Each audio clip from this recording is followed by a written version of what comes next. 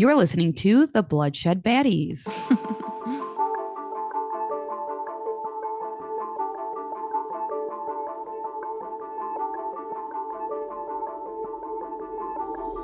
Okay, let's start that over. Now that my microphone's on. Hi, I'm Lex. And I'm Sam. And we are the Bloodshed Baddies. You know it, baddies. Hello, baddie crew. What up? So, Sam.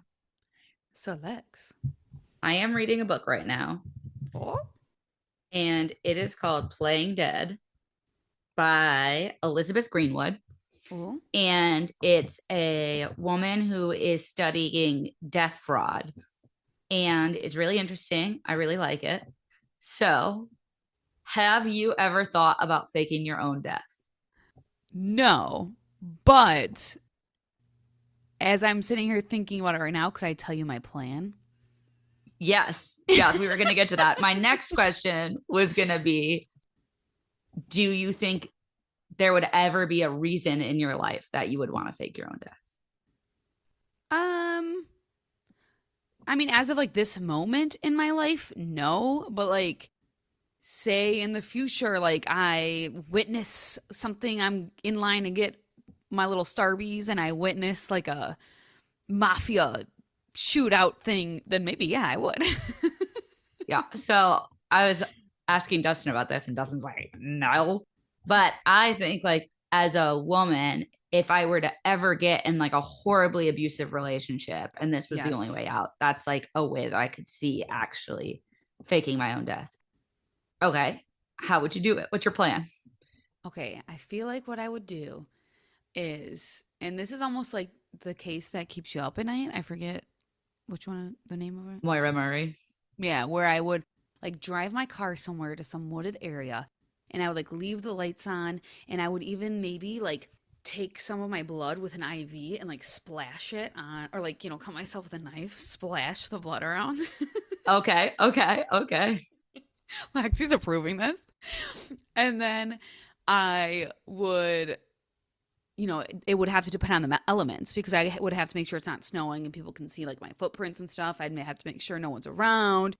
It's dark. I'd have to leave my cell phone, my debit card. I would maybe like throw some things, like maybe someone stole me and I was like thrashing away, and I would just probably go from there. I would have the money hidden already, cash, like in the woods with a change of clothes and like a wig, maybe some hair dye. You've never thought about this before, have you? I possibly would have a lighter and burn my fingertips.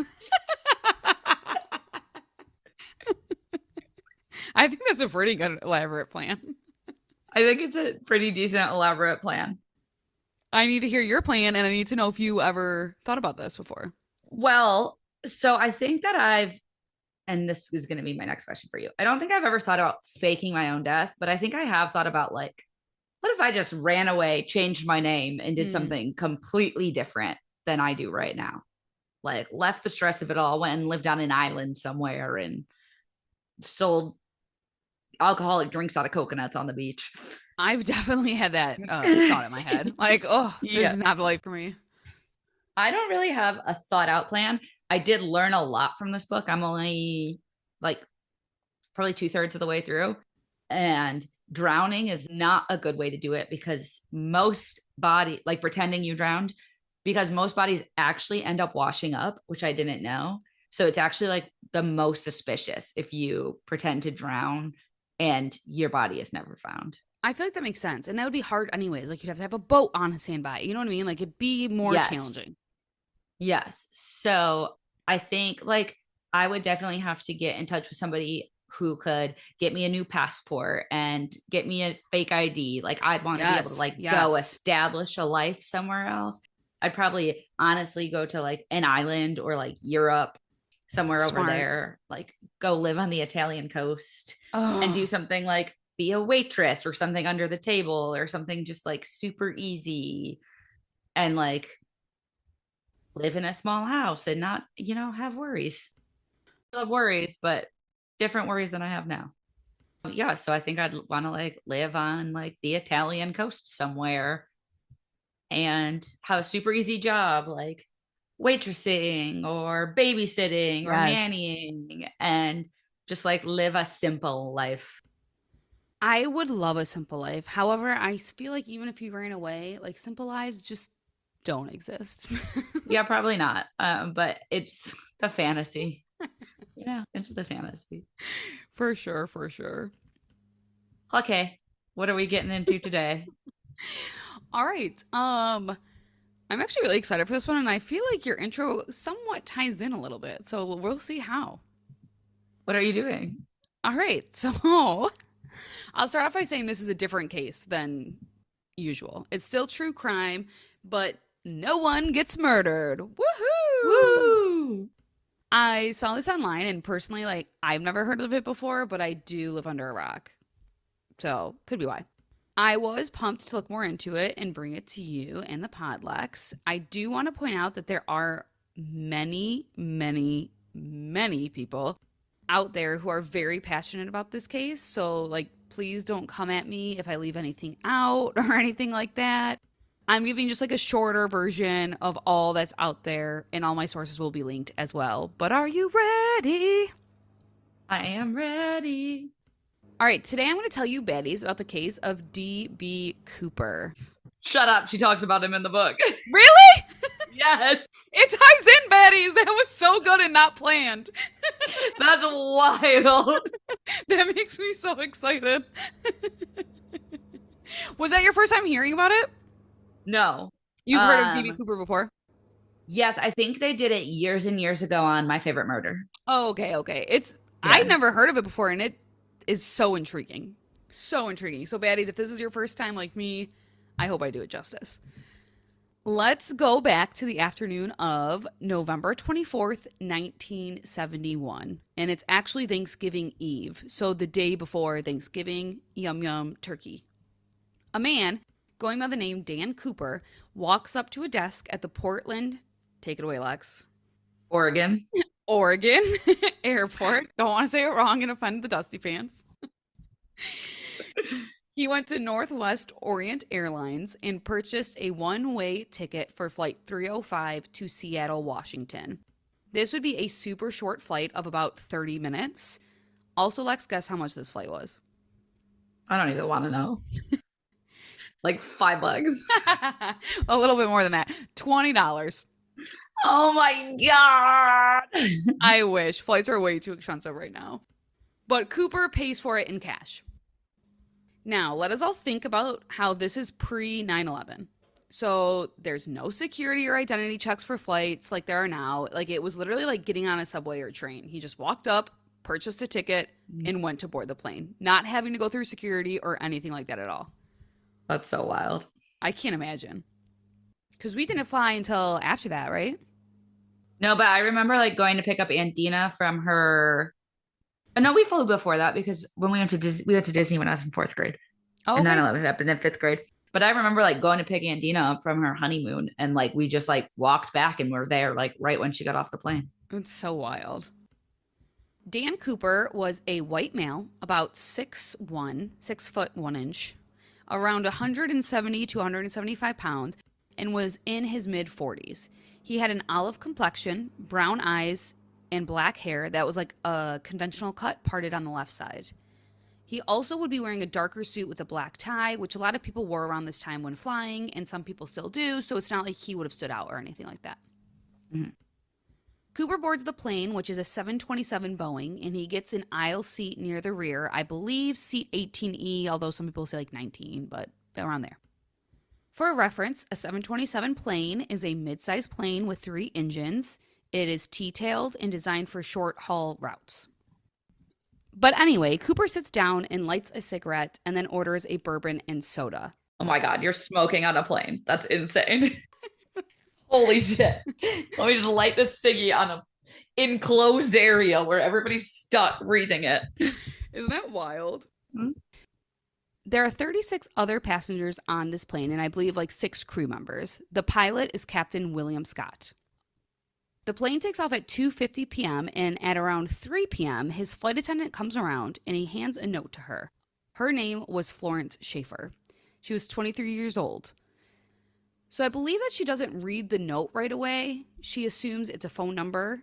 As a flight attendant, I'm sure this isn't the first time, especially in the 70s. I was gonna say, especially back then, that's when they were like known to be super sexy. Why do you say it like that? I kind of choked on my own spit when I started to say it, and then it got real weird. Oh my God. So sexy. Okay. And she just puts it in her pocket or like wherever. She just puts it away and doesn't look at it. And at one point, Cooper is like, you should really read that note. So she opens it up and reads, quote, I have a bomb in my briefcase. I want you to sit next to me. I'd be like, why'd I open it? And it's written in all caps. So, of course, Florence goes and sits there because what are you going to do? And when she sits down, she is a baddie and actually asks to see the bomb. And in one source, it said she called the other flight attendant, Tina Mucklow, over to see it as well. But Cooper opens his like cheaper briefcase and there are wires and like colored sticks in there. And it clearly looks like a bomb. Okay. Again, I would be like, what the heck? I just wanted to get through the workday and now this is my life. Yes. Anyway, Cooper then tells her the rest of his demands. And I believe she writes it down to take it to the captain. And he takes his note back. But Cooper says he's demanding $200,000 in $20 bills and 4 parachutes, 2 front ones and 2 back ones, to be delivered on landing at the SeaTac airport, which is the Seattle airport. He also wants the plane to refuel and like have it ready to refuel. Cooper then is like, if there's any funny business, I'll do the job, meaning he'll use the bomb on the plane. This is the first person in United States history that hijacked a plane for ransom. So the pilot and workers obviously notify police and such of what is happening, and then police and airline staff start scrambling to get all of this assembled since he has a bomb on a plane with a bunch of passengers. As the police and staff are scrambling, the pilots have to fly in circles above Seattle because remember, this is supposed to be a short flight and they don't want to land without his demands met because like who knows what would happen. Oh my God. And could you imagine you're like on that flight? It's supposed to be a half hour and you're just like circling. You'd be like, what the fuck is going on? Everybody looks worried. Literally. And they end up telling them that, they end up telling the passengers that they are having a mechanical issue and they have to like burn fuel before landing for whatever reason. So no, that would give me even more anxiety. I'd be like, this plane is going down. But they are not aware that it's being held at ransom right now. So they actually have to call the president of the airline to get authorization for the ransom because apparently like that's who does it and has the okay with it. Like the police don't like give the money. Like they have to call the president of the airline. Okay. And he authorizes it and tells all the employees, like, don't do anything stupid. Just do what Cooper demands. Like, it's your life. Don't do anything stupid. So they get the money from him and they get the parachutes from a local skydiving school. Now, remember, like I said, this was supposed to be a half-hour flight, but after 2 to 3.5 hours, I've seen a couple in each source, in the air, the 727 finally lands. I would be having a legit heart attack. I'm sure people were angry. This is like the day before Thanksgiving. It's supposed to be a half-hour flight. This is just like flying in circles around the airport. I would lose my mind. I can't imagine you on the plane. What is happening? Like, it's going down. It's going down. They're just delaying it. It's going down. We're all going to die. Same though. And internally, that would be me. Upon landing, Dan Cooper asks to close all the window shades so no snipers could get to him. Cooper then receives his money and parachutes and then releases all 36 passengers and 2 of the 6 crew members. They actually have to take like a bus to the terminal, and they also actually don't even know their plane was hijacked until they get to the airport. Can you imagine getting off this bus like in a bad mood and then you find out like, oh my God, there was a bomb on this plane and we were being hijacked? I'd be like, I'll never fly in Spirit again. It's not Spirit. It's Northwest Airlines. I was just assuming it was Spirit. Most things happen on Spirit. Because I am never flying Spirit again. Because they canceled two of my flights in a row. Spirit, don't ask us to be a sponsor because Lexi would go crazy. No. No.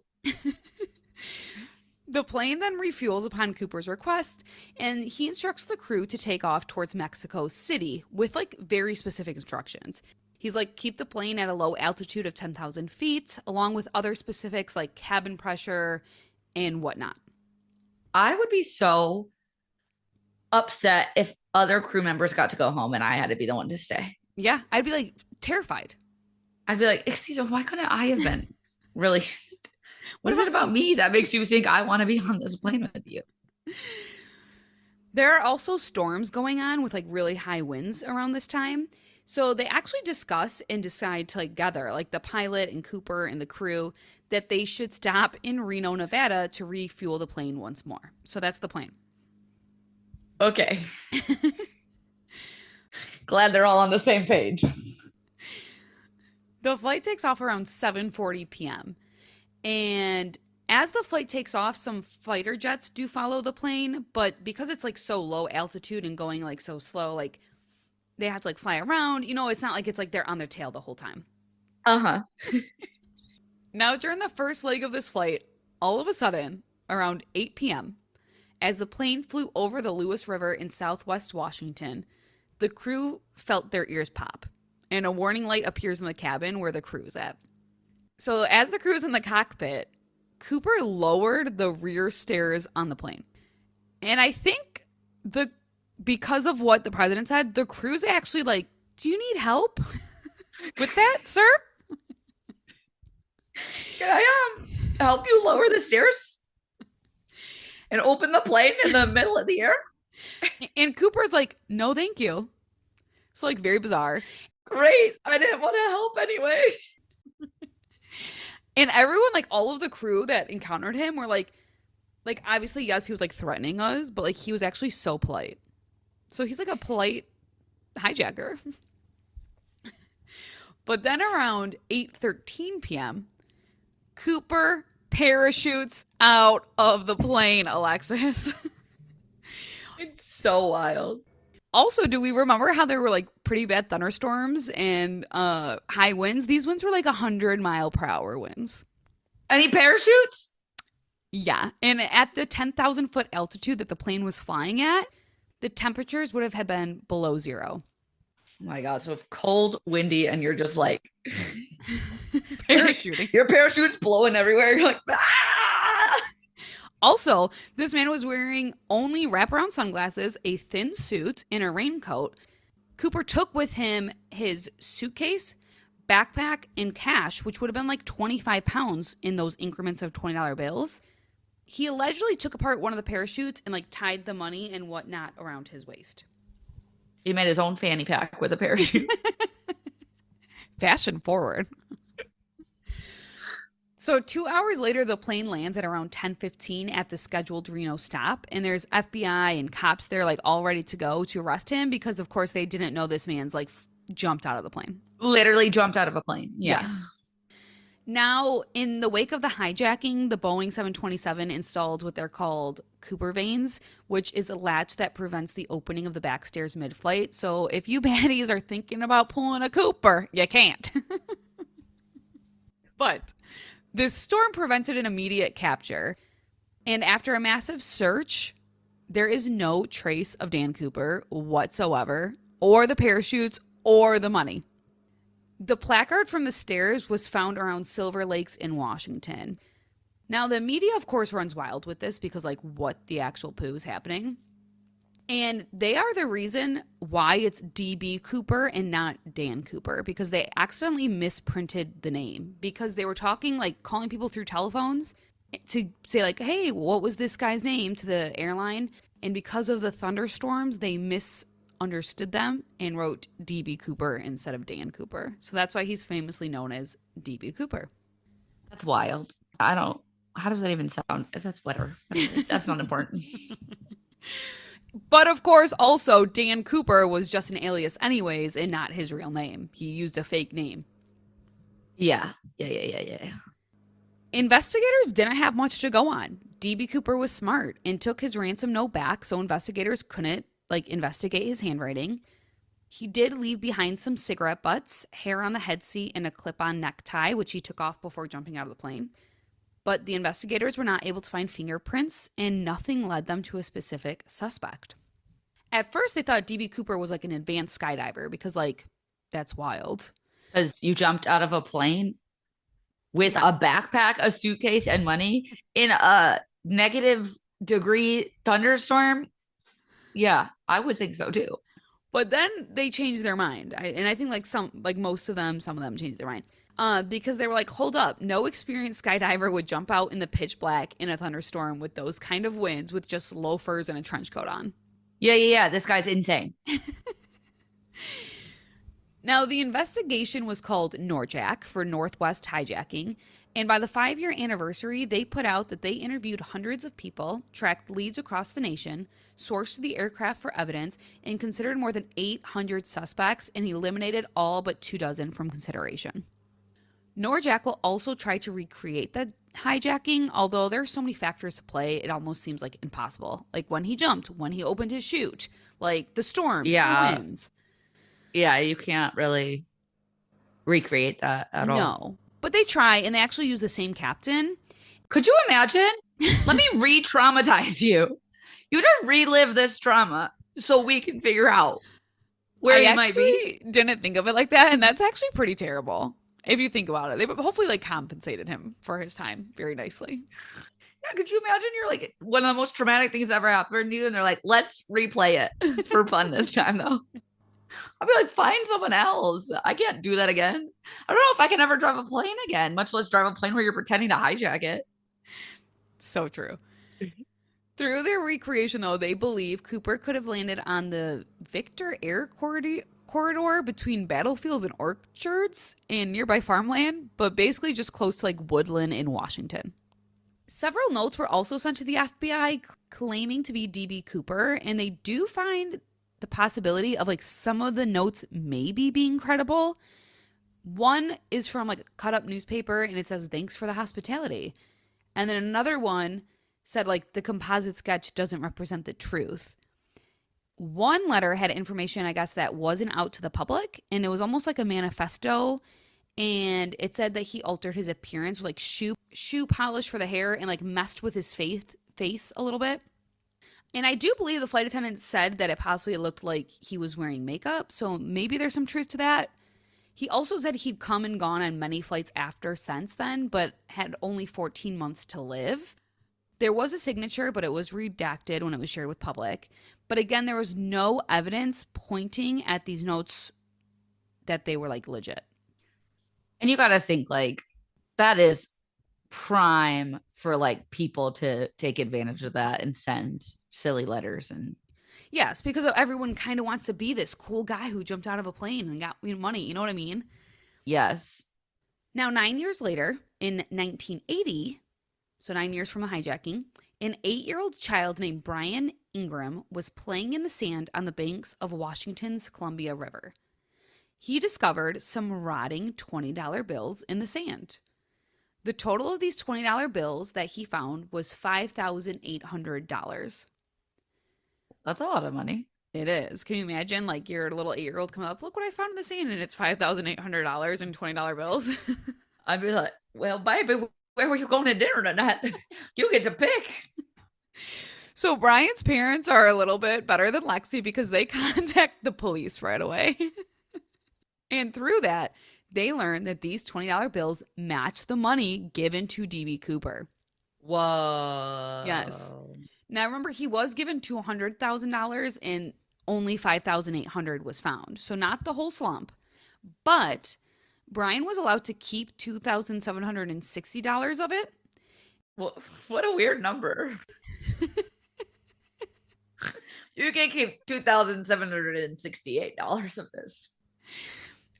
And in 2008, he actually sold 15 of those $20 bills for $37,433.38. Now that's a fucking business, man. Go, that Brian. Kid is going places. Yes. Or has gone places. Who knows?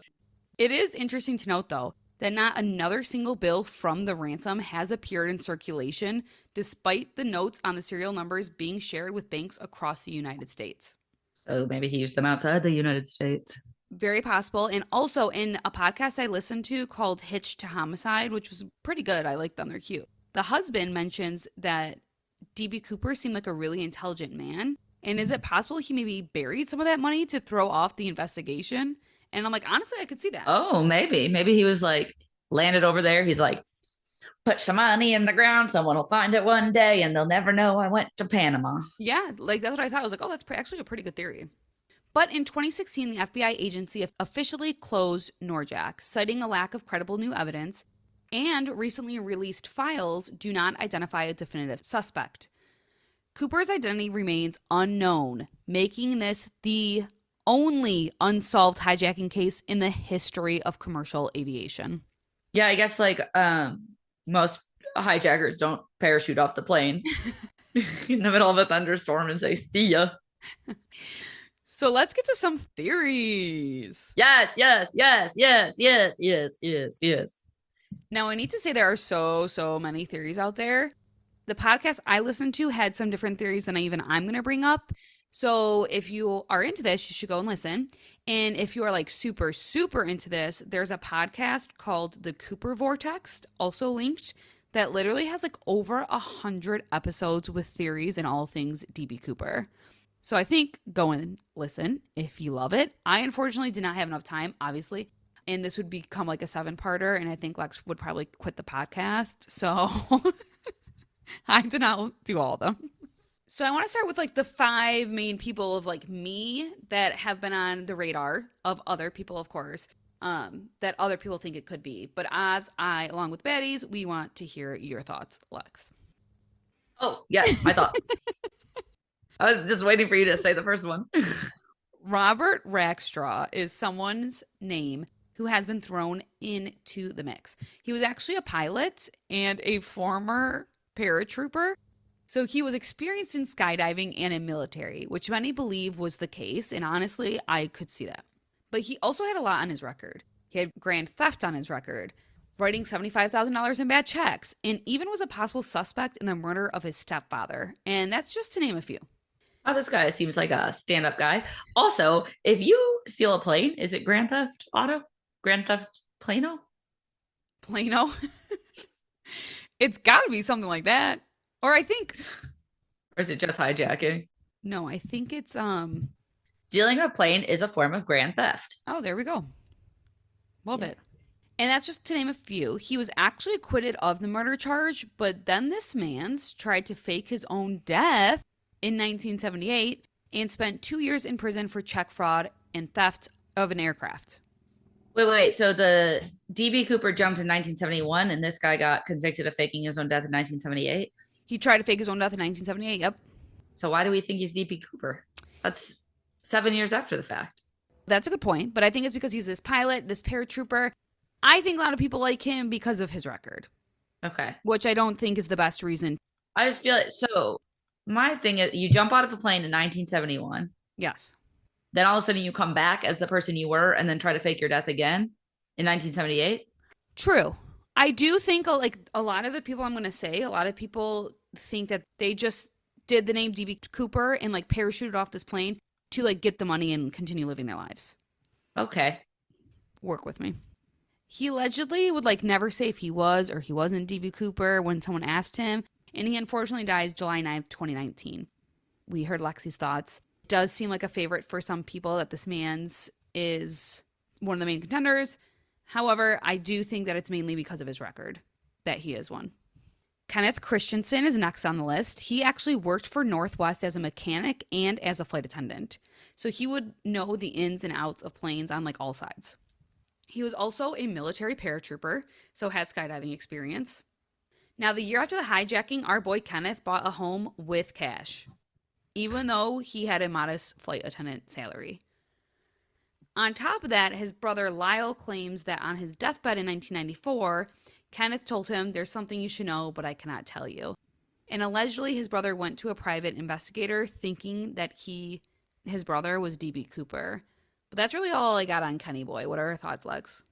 That's not enough evidence. No, definitely not. Also, if someone on their deathbed was like, you should know something, but I'm not going to tell you, I'd be like, you're fucking dying. You're going to tell me. What are you Like, gonna do? why bring it up?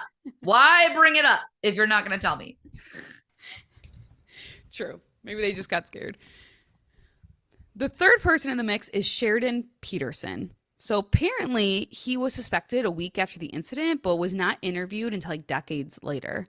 But Sheridan was a former Boeing employee and worked in the department that actually wrote the flight manual for the Boeing 727 jet, which would obviously make him knowledgeable about the whole plane and those back steps.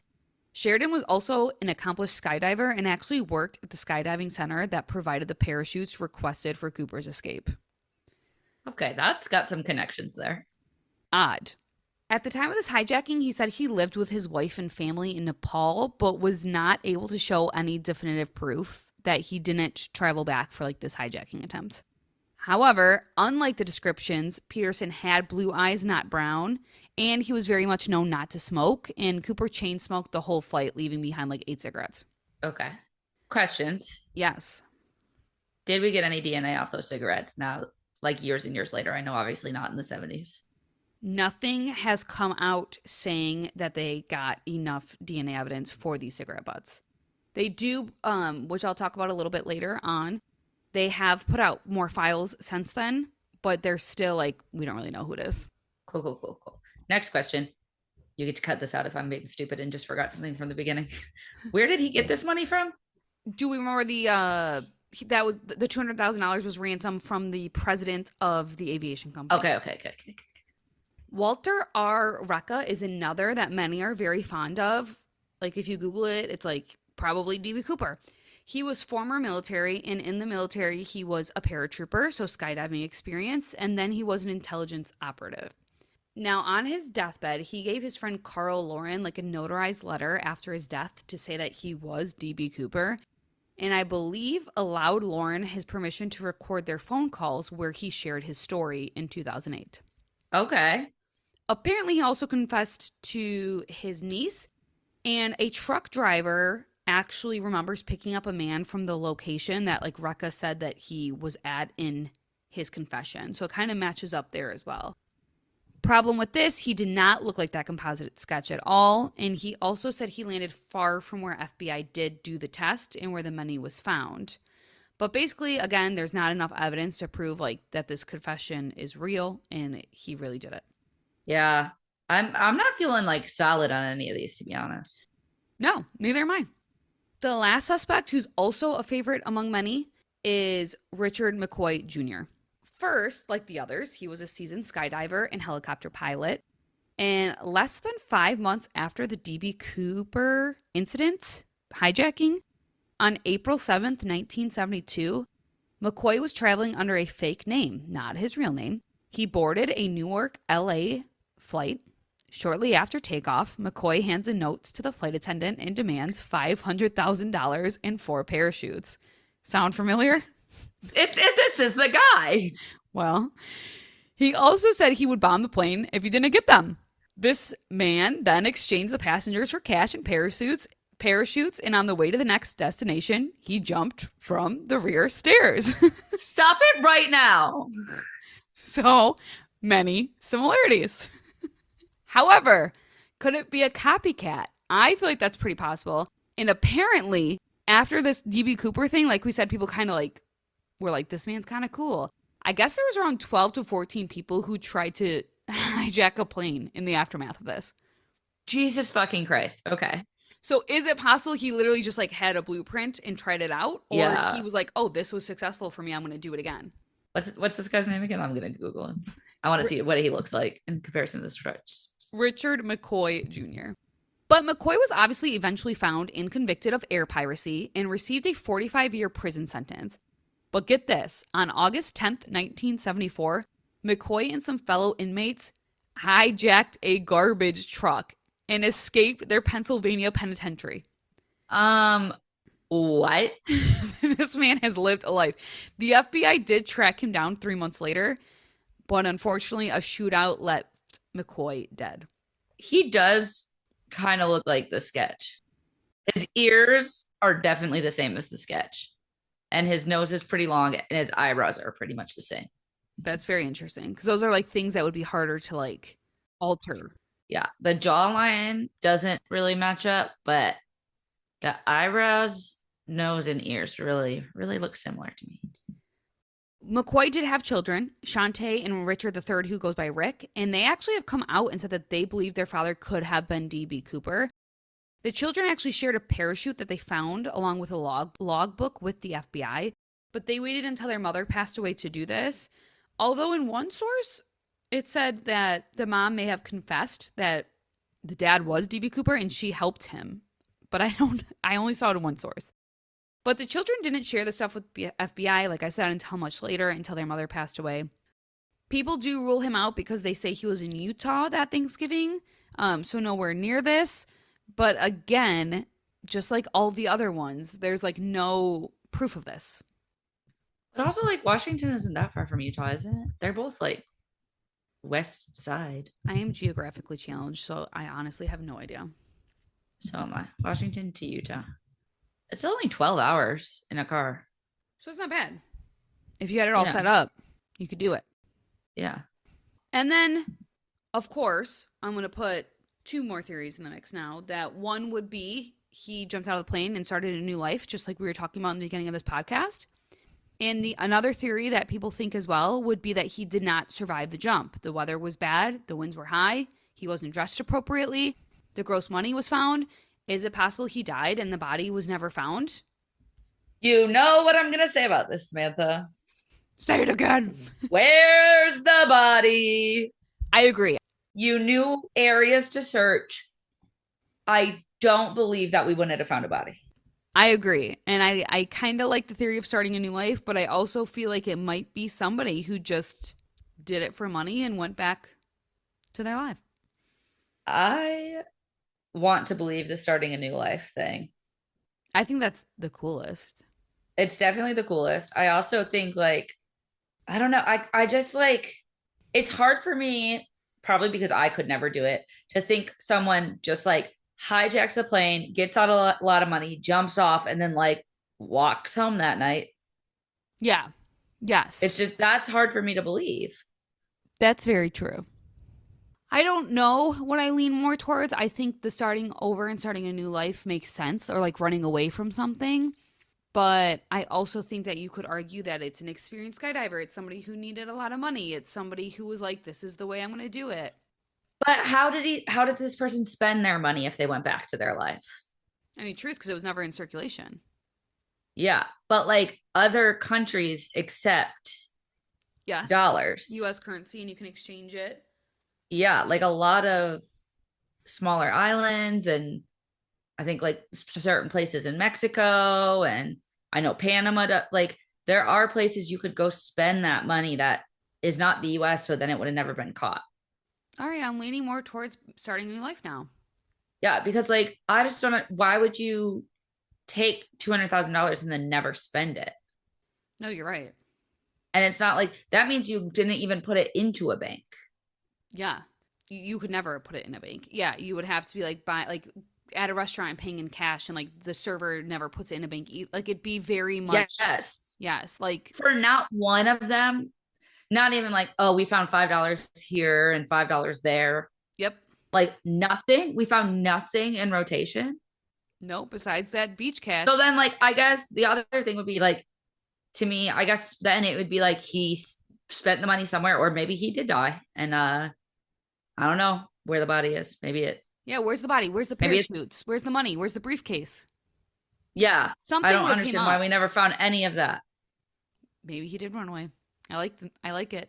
And actually, in early July 2025, so like not long ago, a 398-page case file was released by the FBI that included hundreds of tips and suspect profiles, including a man who agents noted was confined to a wheelchair. But the man was clearly ruled out. Like in a brief note in the document, an agent wrote, quote, "A man confined to a wheelchair did not hijack the plane in this case," end quote. But it shows that they're going through every lead. You know what I mean? Yes, it shows that they're working hard.